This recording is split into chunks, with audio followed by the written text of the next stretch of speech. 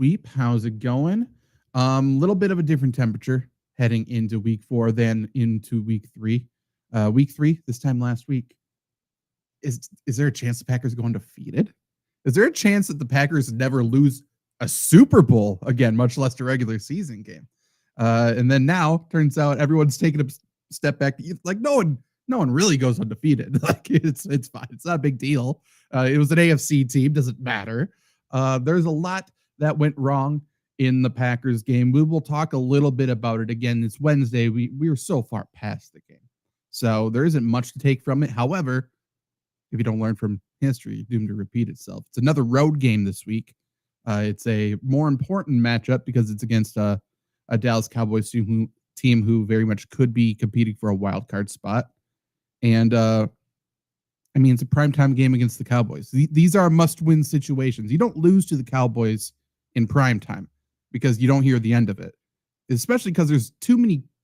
I don't know what it's like in Milwaukee. Probably not close to this. But there's too many Cowboys fans in Wisconsin, like central, northern Wisconsin. So, and if the Cowboys do well, they show themselves. And that's not a good thing. Yeah, I mean, we don't have a ton of Cowboys fans here, but they're all trash. I feel like that's just all Cowboys fans. So nobody really pays attention to them at all. I mean, they're kind of like worms after a nice rain. They pop their heads up and you're like, just go back. That's pretty much it. So I don't mind them too much, actually. I mean, that's completely fair. I mean, it's few and far between, but they're loud. And, they always have the same, Des caught it, Emmett Smith, like, shit like that. Doesn't matter. It's so annoying. It's like Vikings fans, but potentially dumber because they've had success before. But let's talk about the game that we proclaimed was a trap game that we said was not a gimme. And then the Packers, between last week's show leading up to the game, a lot of stuff happened. It was kind of weird. So Tucker Kraft gets injured. Tucker Kraft could be done for a while. Tucker Kraft limping before the game. Tucker Kraft active. So that was the timeline for Tucker Kraft. That didn't make sense. Timeline for Zach Tom. We talked about it on the show. Zach Tom, torn oblique. It's going to be a pain threshold injury. Very much not ready to go. He says specifically he cannot run. It hurts too bad to run. And then active for one play. Not long, but he was active. Packers, this is a new Packers team, I must say. And I don't know if I like it. We're all of a sudden very aggressive with injuries in week 3. What are we doing? This is a team that's already injured. This is a team that historically is one of the most passive, very conservative teams in terms of how they deal with their injuries. But this year, championship window. If you got 2 legs, can you walk? You can play. Is that how we're dealing with this, Trevor? What's going on? It's so apparent that this team is not an actual championship team. They're just cosplaying as one. Because, I mean, if you ask any Bucks fan, right? Any basketball fan, right? Like when LeBron was in Cleveland or with Giannis in Milwaukee, we don't give a shit about injuries during the regular season. It's just make the playoffs, and then once we're there, we'll be good. See what happens, right? That's all that really matters. The regular season is just to get to the playoffs. Otherwise, it has no meaning. So there are 2 outcomes here. Either the Packers are incredibly stupid, or they know that Jordan Morgan sucks. Those are the 2 options. Or both. It could be both. I won't throw that away. But I mean, we talked about it. I mean, what are you doing, right? The only way it can only get worse. He's going to be lined up on Myles Garrett, and you have a bye after Dallas. There was no sense at all this was made. LaFleur's like, oh, we messed up. You don't say, man. What is the risk reward here for Zach Tom? Let's say he plays the whole game, and the Packers win this game because of Zach Tom, which would not have happened, but they win this game. Sure. The difference is 1 game and nothing that matters in a tiebreaker. So what have you achieved, right? It's just like you can tell they're still worried about making the playoffs. Otherwise, they wouldn't have started them. It was weird. It was very much, I mean, both of those specific situations, injury situations, the decision had to have been made thinking of Myles Garrett. And it makes sense, right? But so you have Zach Tom at right tackle to block. And then we talked about on last week's show, I didn't think Tucker Kraft would be going out, or maybe we talked about on fantasy football, that he wouldn't be going out for routes as often because he needs to chip on Myles Garrett because Zach Tom can't move, or Jordan Morgan or Belton or whoever's there is just not very good at football. So they needed both of those guys to block Myles Garrett. And then the outcome of the game was Zach Tom hurt in one play, Jordan Love sacked 5 times. It felt like a situation that could have been mitigated with just a game plan change, with a scheme change. Let's just get the ball out quickly. Let's just not make mistakes. Let's, try to find a rhythm. Hey, if we're running, either trap them or run to the opposite side. Like, there's so many things, and they talked about it during the game. It was Matt LaFleur has a list of plays that can only be run when Myles Garrett's not on the field, which also was mismanaged with timeouts and stuff like that as well. But I don't know. It just felt very much like, okay, let's not get away from what's working. Let's run our same game plan from the first 2 games that worked.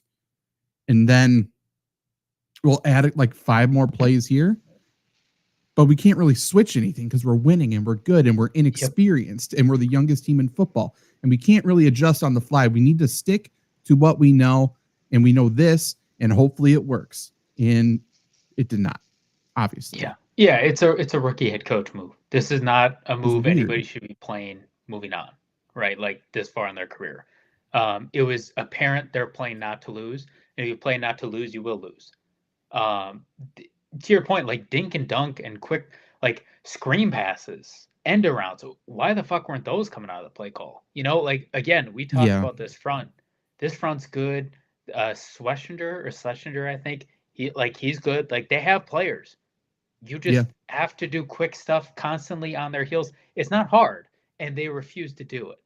And that to me is why we can go on and on about this, but Jordan Love and Matt LaFleur are prime examples number 1 and 2 why they lost this game. And I think pretty confidently LaFleur is number 1. I mean, that it was the worst game plan I've seen from him probably in his career. It was just that bad. Yeah, it was weird. It wasn't executed well either, but it certainly was not a winning game plan going into this game. And I mean, give all credit to the Browns. I'll use Matt LaFleur's thing, but Browns defense we knew was good. Like there was 0 questions about that heading into the game. It's just that their offense was bad, and our defense showed up. Our defense did what it was supposed to do. So, we're not knocking all 3 phases. We're knocking 2 of them, obviously, because the field goal block as well, which weirdly was not a rare situation on Sunday. There's a lot of those happening. But yeah, offense continues to be the issue for the Packers. I wish Aaron Rodgers could have been around to see a defense like this.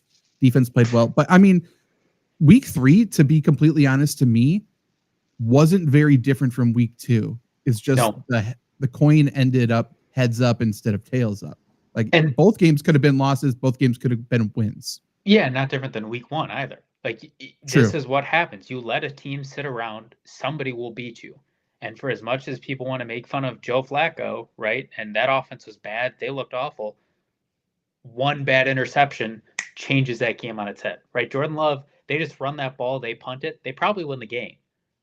So that's what happens when you keep teams close. One thing can swing the entire momentum. And I mean, you look at like special teams, kickoffs, kick returns, they're right there with the Browns. Punts, they killed the Browns. Punt returns outside of Golden, letting it run to the 2 on that one punt, which was a little awkward, so I'll give him a little bit of credit because he's a rookie too. Outside of that, like they were better than the Browns, right? And it was just guys aren't blocking. And a lot of people were saying fire Bisaccia, but like kind of like with the offense, when are you going to blame the players, right? If you're blaming Bisaccia for the blocked field goal, then you're giving them a pat on the back for the 40-yard return by Savion, So players got to play, man, and players weren't blocking today. It's so, I mean, I don't know how you can really blame a field goal block on a coach pretty much ever, unless it's just a repeated thing at that point. But yet, to your point, just one play here or there. But there's a lot of one plays because Matthew Golden could have ran for a touchdown. Like that pass, Jordan Love could have thrown it downfield instead of leading him towards the sideline, which I think he wanted to do. He's just not very good at throwing the ball. So that could have helped Golden keep his balance and go. But I don't think he needed to run out of bounds either. So he could have gone probably a huge gain, if not a touchdown. That's that. The field goal block. But then also, I mean, the biggest killer in the game, let's be completely honest, 14 penalties. Browns were not clean either. Browns actually had more penalty yards, 8 penalties for 90 for Cleveland, 14 for 75 for the Packers. Same number of penalties as first downs, nearly the same number of pass completions. So penalties 14, sacks 5, not good whatsoever. Even though they dominated time of possession, it's just, every time the Packers took a step forward, they took 2 steps back. And I mean, we've seen this in past years too. This is the type of thing that shows itself in road games. That's why I said they needed to freaking figure it out for this first road test. It was a test, but now, boom, we have Dallas in Dallas on Sunday Night Football. So we got to clean it up fast. And there's one guy I want to call out. I want to call out Sam Decker right now. First of all, never liked him. And your dad's a dick. I like Sam. So I hope you hear it. I'm very happy that I talked shit about you at the game against Buffalo right in front of your parents. That was one of the best moments. But one of the things that he said that was interesting, a lot of people were getting on about it, was like, oh, Bisaccia, every return is a hold. I looked, they had 1 penalty on a kickoff return. Well, 1 accepted, 2 on the same kickoff. Sure. And none outside of that. You just said they had 14 penalties as a team. So if Bisaccia's to blame for all the special teams penalties, let's keep it civilized. Let's keep it the same. Matt LaFleur is an undisciplined team. He does. And by the way, the only coach on the staff that's putting any sort of discipline into the players is Bisaccia. He's, I think, technically like the associate head coach or whatever the fuck the term is. But Matt LaFleur is not a leader of men. Hafley's not a leader as well. I think both are decent for X's and O's and whatever. They're glorified coordinators, which is a trend in the NFL. You can call that a Gruden trend or whatever, even though Gruden's an actual leader. But if without Bisaccia on the staff, this Packers team would be a whole lot worse. So do not go after Bisaccia. Even if there's another special teams error this week, do not go after Bisaccia. Trust me, it's not him. And also trust me, grass is not always greener. This is the best special teams the Packers have had in ever. It's for a long time. That's my favorite thing too. Like, nobody had a problem with him week 1 and week 2. When penalty wise, he was worse. And then we block a field goal. True.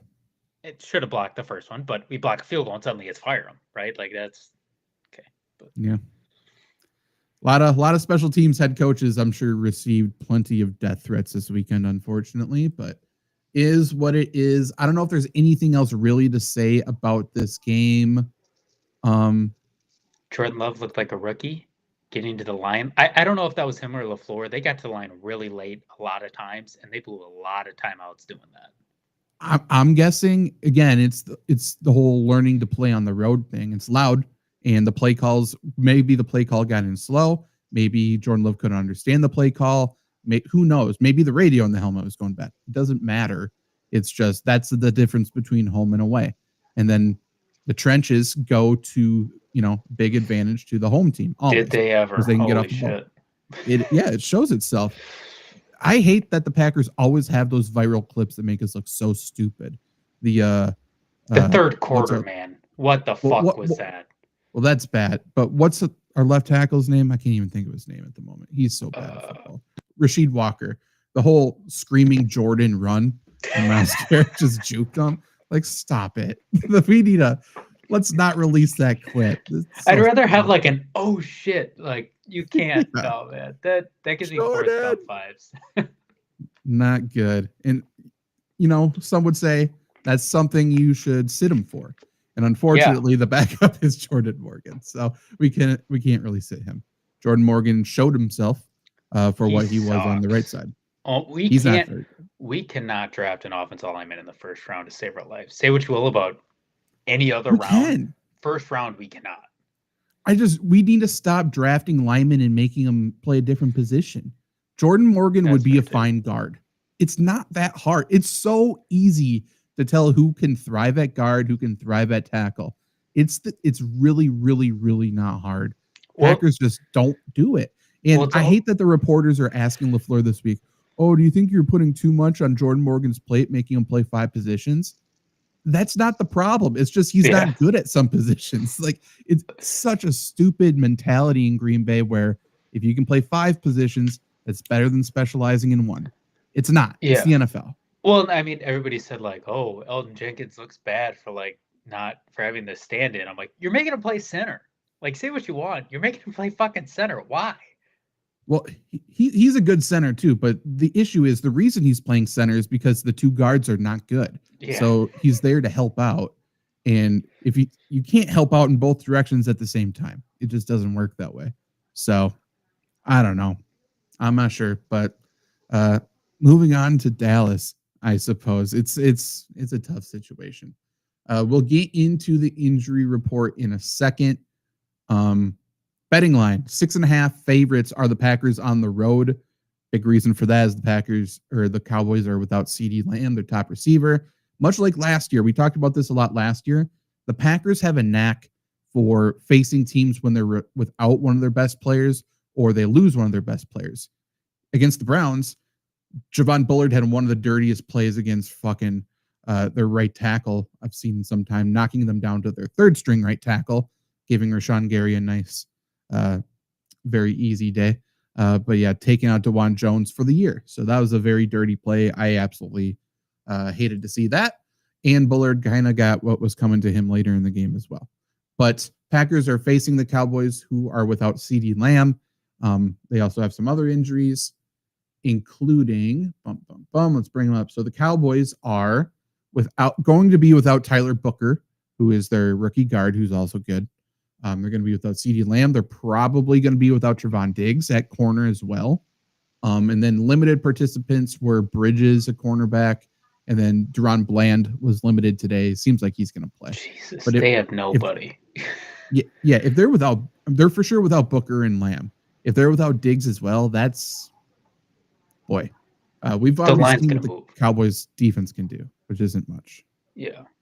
I mean, they look like dog shit against the Bears.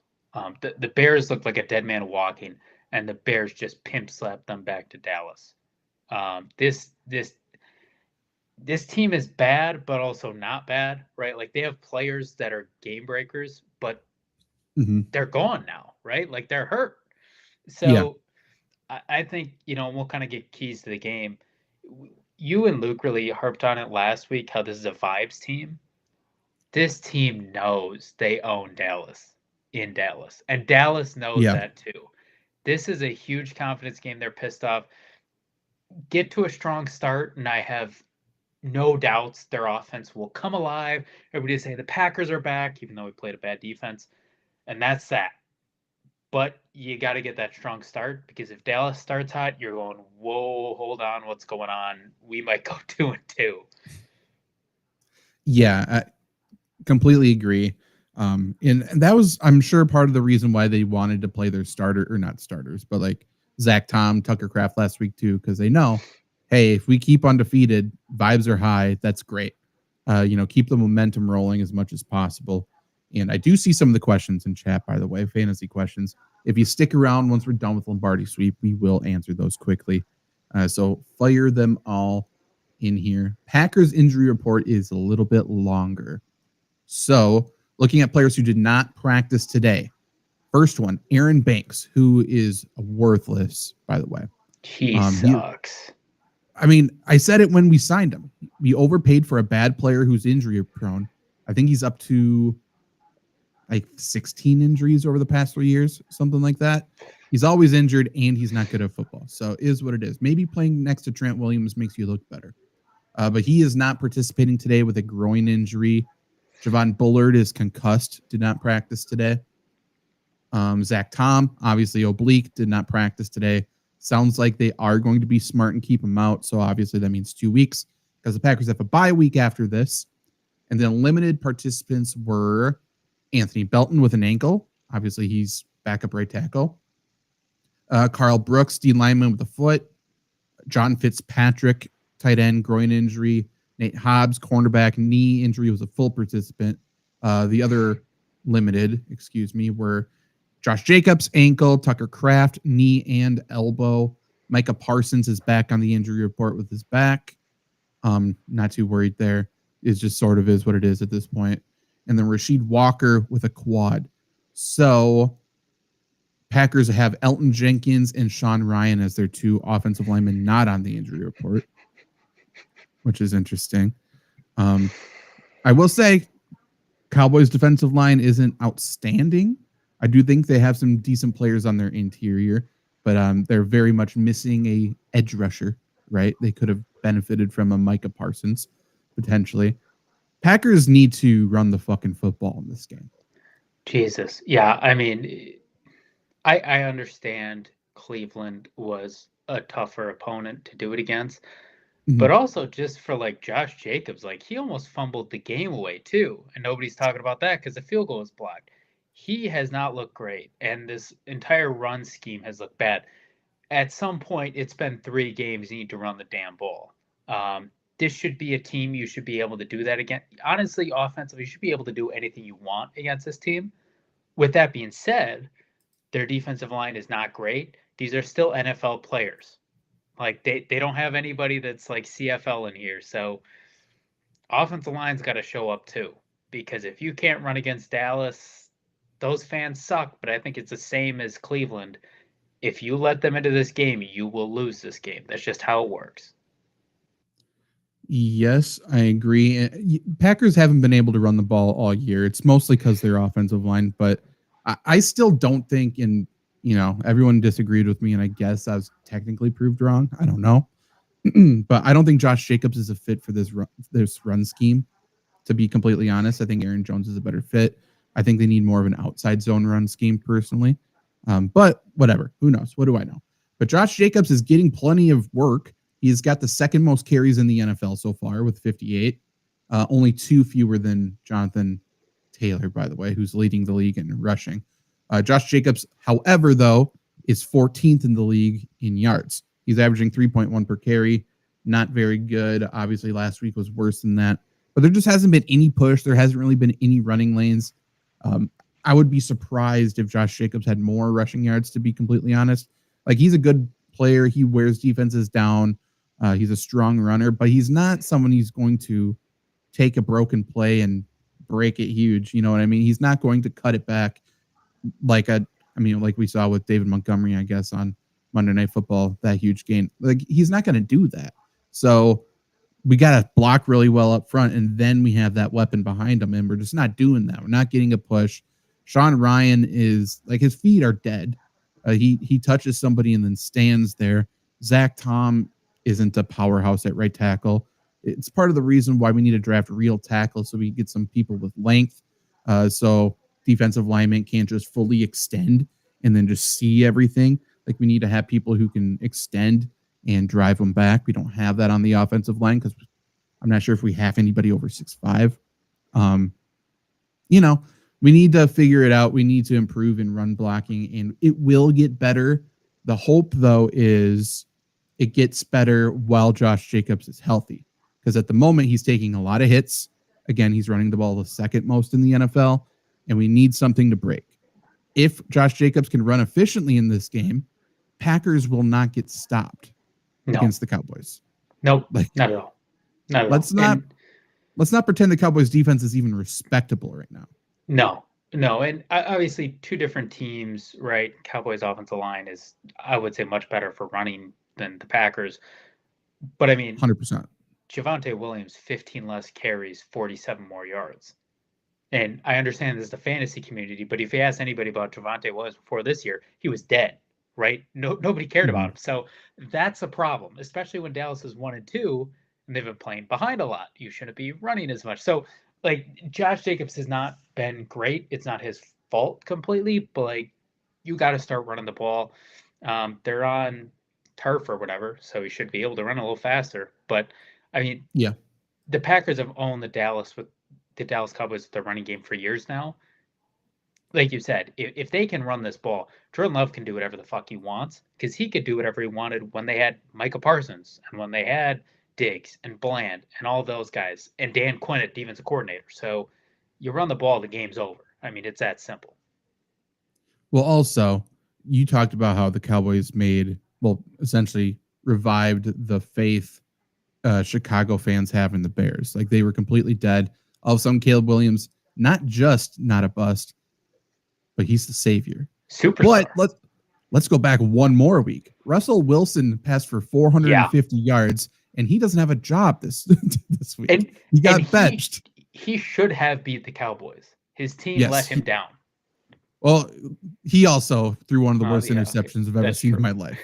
But he threw for 450 yards entering last week. He was the leader in the NFL because of the Cowboys. And then everyone's like, oh my God, Cowboys are so bad. We have no faith in Russell Wilson anymore. Russell Wilson, you're no longer the starter. Cowboys, you may be one of the worst teams we've ever seen on defense. But I think offensively, they're pretty good. Even without CeeDee Lamb. Losing CeeDee Lamb is massive, massive, massive. But I do think Javonte Williams is a good receiver. We know how Packers are covering receivers out of the backfield. I think Jake Ferguson takes the CeeDee Lamb role in terms of that security blanket underneath. He's just going to soak up a lot of targets. And again, Packers are a little weak against tight ends usually. Linebackers in general in coverage, not really our thing. But then if we don't get pressure on Dallas's on Dak, get pressure against their offensive line, George Pickens is a killer. And that's what I'm worried about. And you can just throw Turpin on a go route. If he only catches one, it's a game breaker. He's going to burn whoever the fuck he wants, right? So, I mean, at any time, I'll say this, like, I don't like the Cowboys. Anytime you have a healthy Dak Prescott on your team, you have a chance. He's not elite, but he is a very good quarterback. Agreed. One thing that could potentially be to the benefit of Green Bay against their own will in this game is if Javon Bullard's out, I think that's good for the Packers. And because Packers want to desperately play nickel constantly. Yep. They only want to play nickel. They started the game in nickel last week for absolutely no reason whatsoever. Like, what are we afraid of Cleveland going 3 wide and passing against us? No. But they want to run nickel constantly. Without Bullard, then we bring in that extra defensive lineman, we bring in that extra linebacker. A lot of times it's Micah Parsons. He's just kind of playing wherever he wants to play, which is good. If that's the case, we should be better against the run. And if Dallas doesn't run well against the Packers, then again, I think they very much are going to struggle because they don't have that very easy 3-4 yard completion to CeeDee Lamb. And I mean, if Dak Prescott's playing on his heels, he's usually not very good either. So if we can get Micah Parsons ruining Dallas's dreams, if we can stop the run and make sure they can't just get into second and short, third and manageable situations, Packers are going to do well. Because I believe in the Packers offense against everything I know about Jordan Love. So if we can keep Dallas under 25 points, I think we win. Oh, yeah. Yeah, absolutely. And I mean, no disrespect to Ferguson, because I think he's a very underrated player. But CeeDee Lamb, and he can break tackles. CeeDee Lamb is a lot more shifty than him, right? So you put him in a CeeDee Lamb role, that's a huge difference, right? Outside of that, like you said, they have players that can make you pay, but as long as you have a decent pass rush, like George Pickens isn't going to kill you unless a play breaks down or you don't get to the quarterback. Right. Same with Javonte Turpin, same with all these guys. So you just got to get there and you're fine. So hopefully you can do that. Mm-hmm. Yeah, Dallas's passing attack, for the most part, especially without CeeDee Lamb, I'm not worried about the quick throws, the super short to intermediates. I'm worried about them holding up protection and then killing us over the top. So, that's going to be all year for the Packers. Packers have a good pass rush. Packers have a pretty good front seven. Packers have terrible corners. So if for whatever reason Micah Parsons, Rashawn Gary, Devontae Wyatt don't get to the quarterback, that's when the Packers are going to get killed. I would say, hey, maybe look at the Eagles. That's exactly what they're built to do, but that is what it is.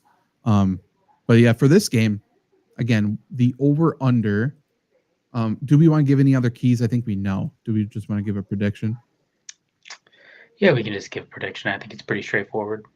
Keys, don't shoot yourself in the foot. No penalties, no turnovers, because I know Dallas will commit a turnover. Oh, yeah. And penalties out the ass. Right. And, we gotta win the trenches. For Dallas's defensive line is not that great in terms of pass rush. Even though they just added Jadeveon Clowney, I'm not afraid of Jadeveon Clowney. And then offensively, we have to win the line of scrimmage. We have to run the football. We have to average more than 3.5 yards per carry. And that's not asking too much. We should be able to do that. But in terms of the betting lines, again, Packers are favored by 6.5. The over-under is 47.5. Green Bay is 6-0 in AT&T Stadium. So if the Packers lose this, it very much stamps what we've been saying, end of an era. Like, it couldn't be more clear than that. However, I do think Packers do win. I think the Cowboys' injuries are too much. I think it's going to go over that point total. I think we're going to see plenty of offense. So I will go Packers win 27-23. I think Cowboys cover, but I think there's going to be a lot of points. Yeah, I'm picking the over too. Packer fans aren't going to want to hear it because they never like to hear this stuff, right? Like we saw last week, like, oh, look at all these champions that won after losing to a bad team. Not the same, but whatever. But if the Packers lose this game, you can start the alarm bells for making the playoffs. You really can. Yeah. I mean, 2-2, that's huge. Their offense should be able to do whatever the hell they want. I think they will. I think this is 31-20 Packers. The only concern is, do you stick around or do you put your shoe on their throat, right? Like, you got to start doing that. So they can do that. Bye week, then you play Cincinnati without Joe Burrow at Arizona. You're looking good. You go 2-2 with the bye week to think about that. Are these guys strong enough mentally to flip it? Don't know about that. Yeah, I don't know either. I will say, to your point, Packers continue to let teams hang around. This is the best offense the Packers have faced so far. Right now, if you compare Dallas and Detroit, Detroit's better. But Detroit in week 1, where they were completely scrambled, didn't know what to do, they were worse. Washington didn't even try. And then Cleveland is Cleveland. So, like, even without CeeDee Lamb, this is by far the best offense. Don't let them hang around. Don't let this be a fourth quarter game. Because if you're saying who's going to make the play, maybe it's the Packers, but maybe it's George Pickens, who's a killer. Maybe it's Jake Ferguson, who's just one of the most reliable tight ends in the NFL. Maybe it's Javonte Williams, who's already done that for the Cowboys this year. Maybe it's Brandon Aubrey, who's the best kicker in the NFL, who can make it inside, like indoors. If they get to the 50, he's kicking it. It's incredible. He's the best kicker of all time. I'm calling him it right now because nobody's that good. He's incredible. Also did tequila shots with him in Canton. That was very cool. But how have I not heard that story? USFL championship game. That's right. I do remember this. But yeah, Packers need to win field position. Like some people may say we need to be super aggressive on offense in this game. I'm not sure if that's true.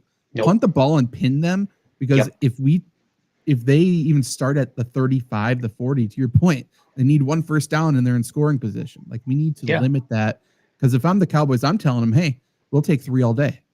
Yeah, and I mean, punt and pin them, you're 3-0, right? Again, not going back to the Cleveland game, and it's a different team, but you've already lost 1 game because of it. Don't lose 2. Right.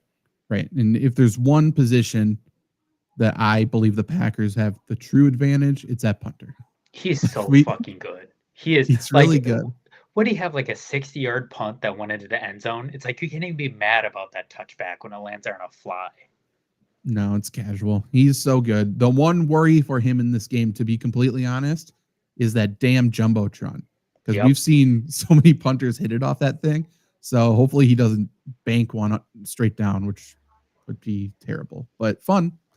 But yeah, otherwise I got nothing else. We can end the show and answer some fantasy questions if you'd like. Yeah, looks like the first one is traded Dobbins for Keenan Allen. Good trade. I have Barkley, Kyron, JT at running backs. Wide receivers are Ladworthy, Terry, Godwin, and Golden State. I think he mentions Golden. I don't like this.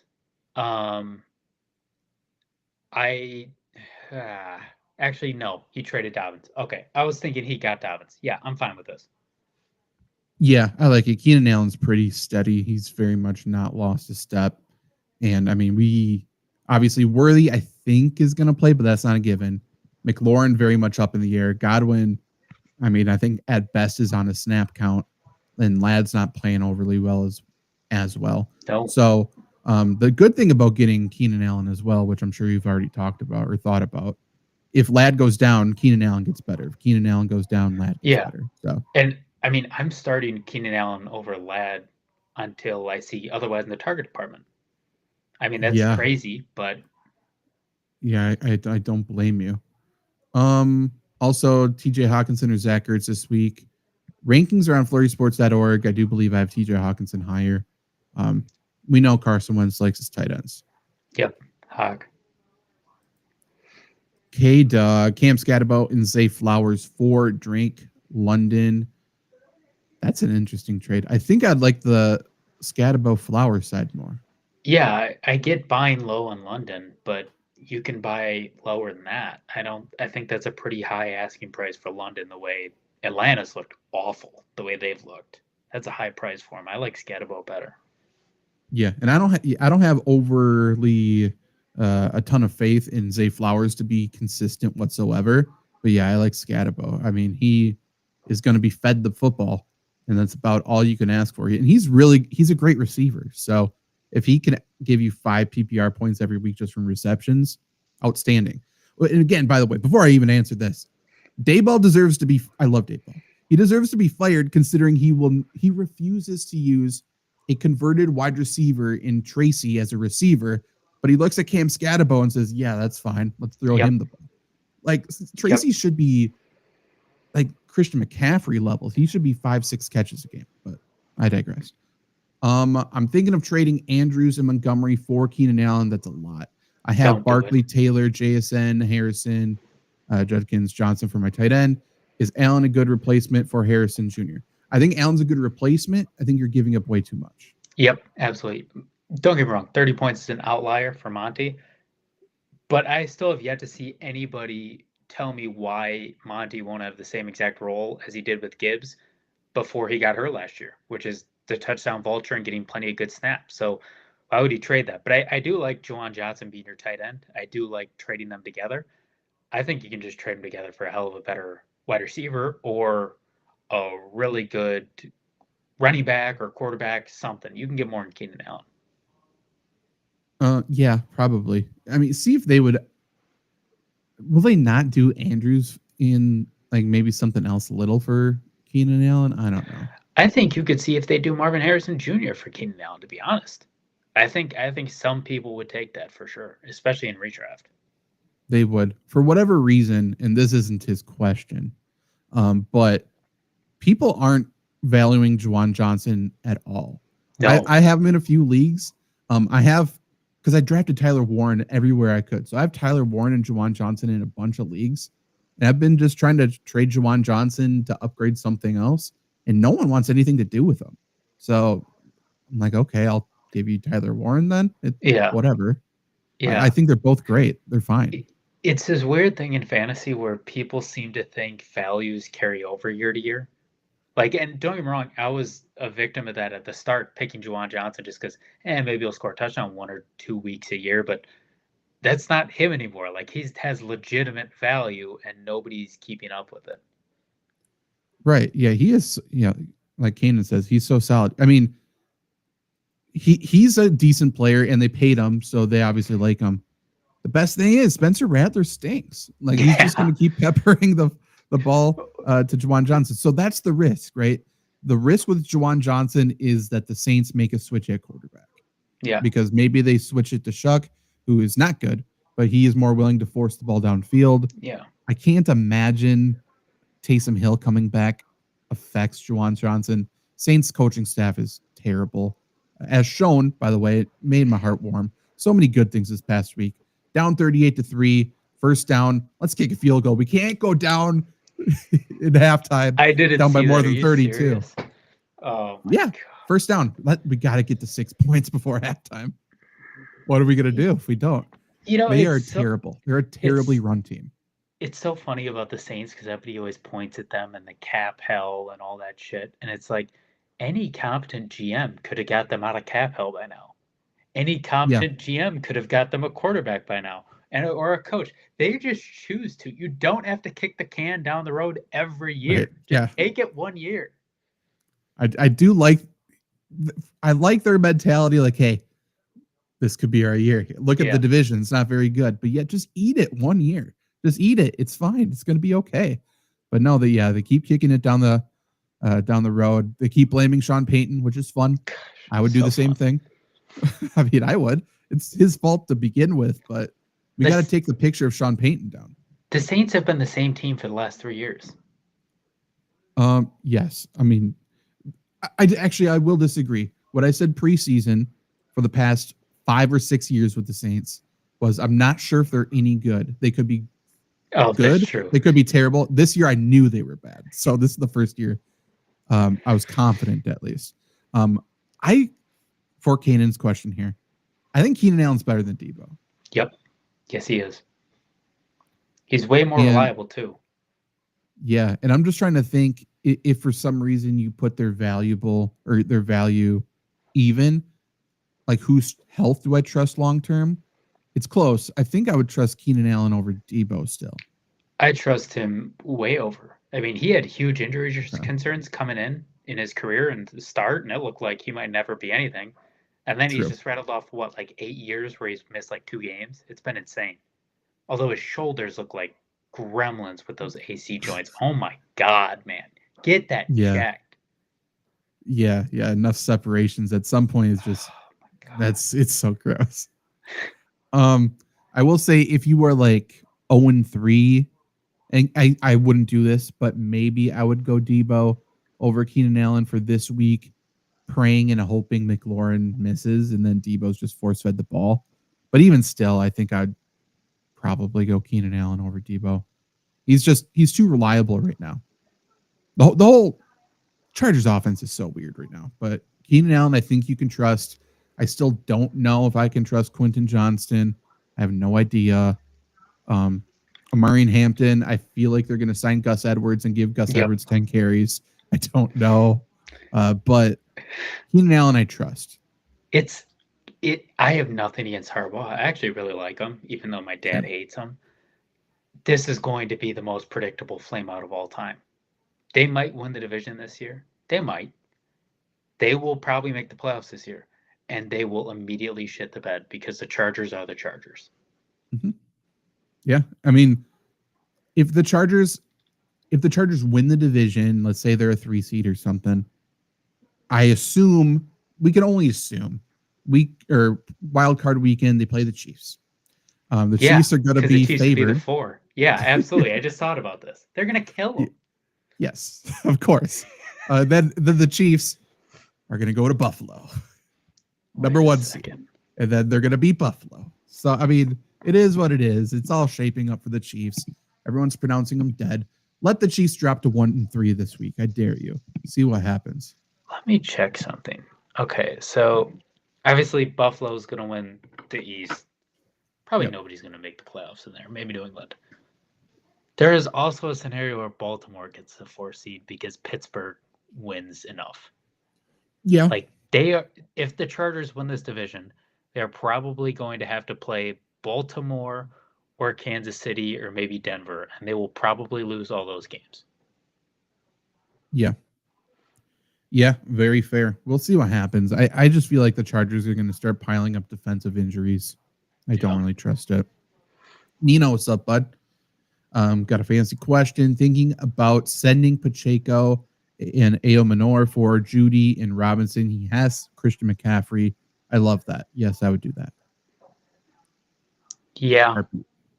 I'm in the mindset of you only live once, right? Let's ride the CMC train.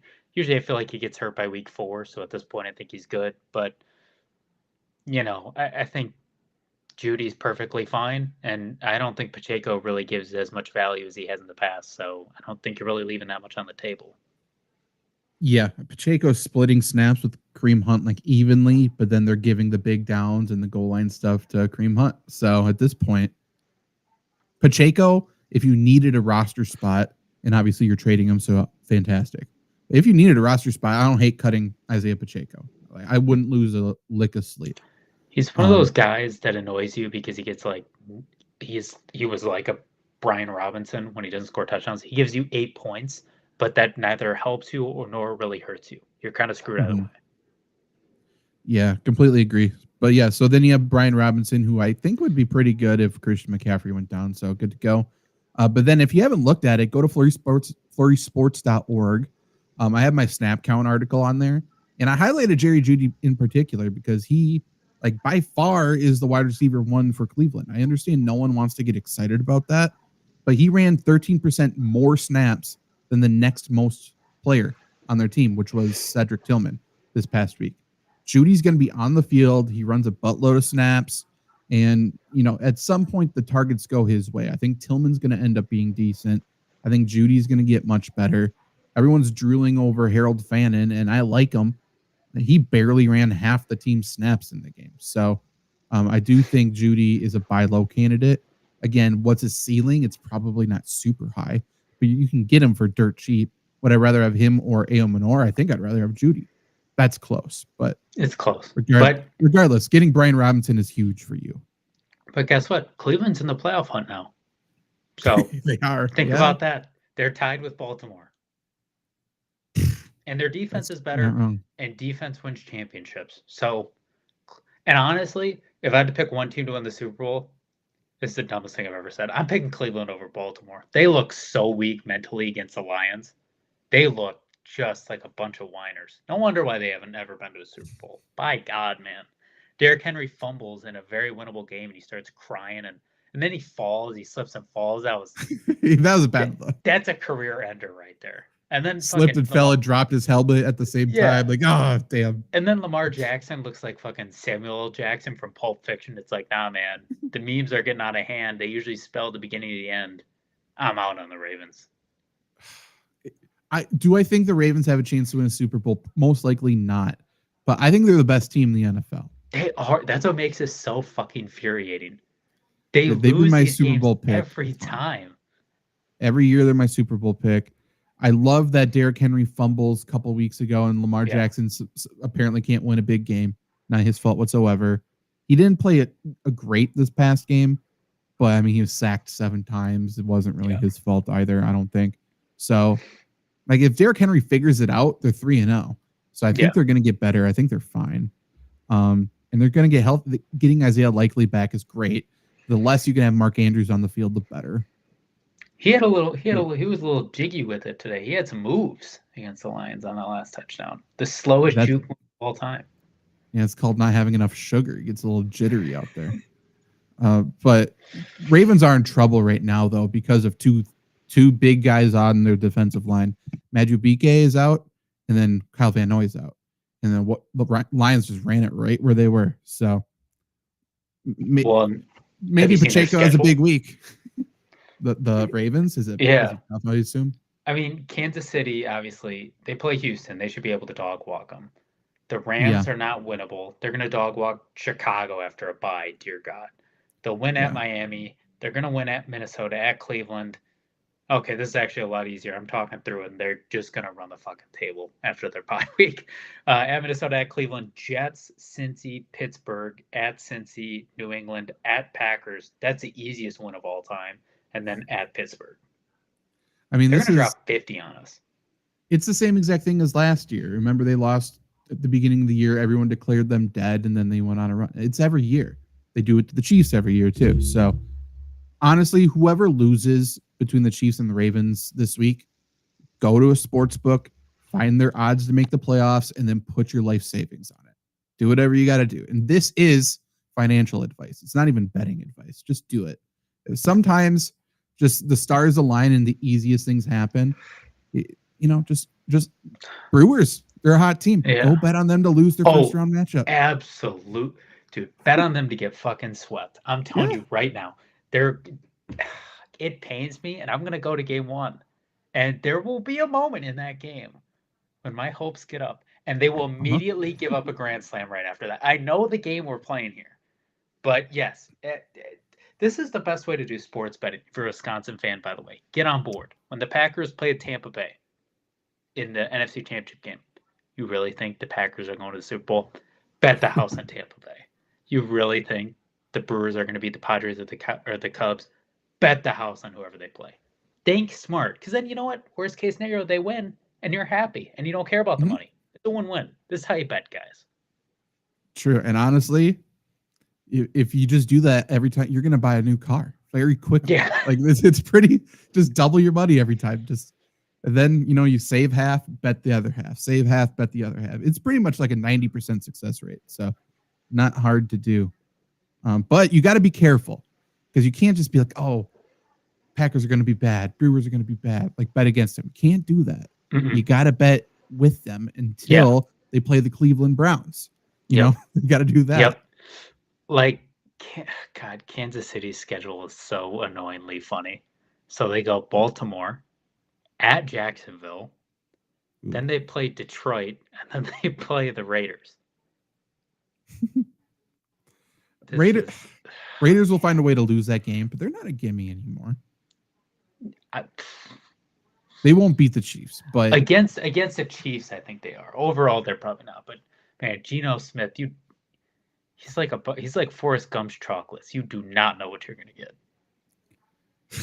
No. I do love Geno though. He's balling right now. He's in his bag. Chargers was the most Geno I think I've ever seen Geno. But hey, he turned around and then all of a sudden, Geno made Trey Tucker the biggest fantasy pickup this week. I love it. I love everything about it. Just think about an offensive meeting with Jim Harbaugh talking, Chip Kelly's there for some reason, and then Geno Smith. It's incredible.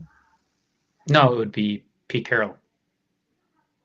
Sorry. Pete Carroll is there for some reason. He's doing nothing on offense, but Pete Carroll is chewing his gum, just being his little hip himself. So loud. You can hear it during every single meeting. He does not chew with his mouth closed.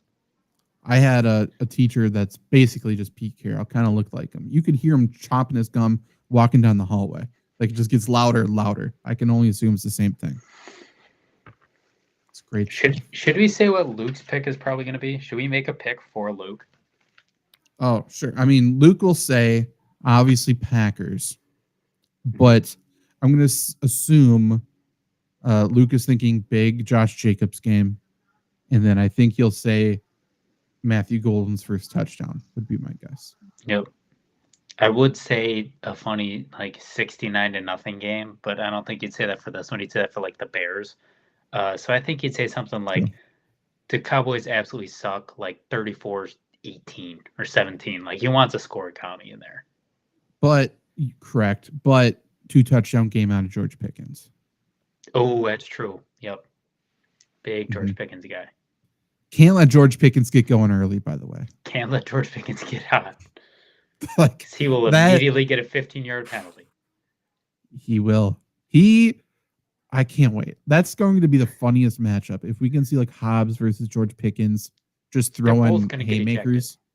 It's going to be like what's his nuts? Andre Johnson and who is that Tennessee guy? Cortland Finnegan. Yeah, right? It's going to be that. What a time. We need another brawl like that. It's been too long. You know what? That brings up an important point. I am so sick of pushing. Somebody throw a punch for the love of God. Everyone at the same time. Now. Yeah, they get fighting, soccer. And then in their mind, everyone's thinking about their paycheck. Yeah, so if I can just push, then I'm not going to get fined, or the fine is 5 times less. It's just go for it. It's way more fun. If you're Zach Tom and you're hurt, you need a couple weeks off anyways. Just fucking go. What's his name against Myles Garrett? What's his name? Quarterback from Pittsburgh, Mason Rudolph. Yeah, just start swinging. I said this all the time. Why not have some shitty ass 5th string cornerback go in, throw punches to Pickens? He will throw back. You both get ejected. Who cares, right? It does not matter. Also, you see these guys in high school. Did you see the defensive lineman jump up and just suplex an offensive lineman on the ground and he broke his back? No. It was really? very, very dirty. But, in a way, NFL, go back to that for the love of the game. He did it without any money on the line and probably criminal charges. Do it for the love of the game. That's the best part about high school sports, amateur sports. It's just all about pure love of football and doing it for the boys. The brother to your left, the brother to your right, hand in hand. You look to the guy next to you and you know, hey, this guy is willing to risk the rest of his life for this high school football kid. And then you look at a guy like Luke and you were like, he is looking to spear somebody every play. Honestly, one of my favorite things about high school football are the Sunday film meetings where you're just scouting the next week's team, because there's always one kid like that who is just a doofus out there, like just not taking it seriously. It's like, okay, circle number 74 right here. Just get out of his way. He's not looking to make a tackle. He's drawn a penalty. He's looking to Ray Lewis over you. Yeah, don't end up on this kid's huddle mixtape. For the love of God. It'll be embarrassing. Okay, next week, we got a bye week, early bye week. Some would say it's terrible. I am someone, but we will talk about it, and we'll give our grades out for the first half of the Packers season, because it's split first half, second half. It's going to be a long second half, but it is what it is. We'll see you then. Goodbye.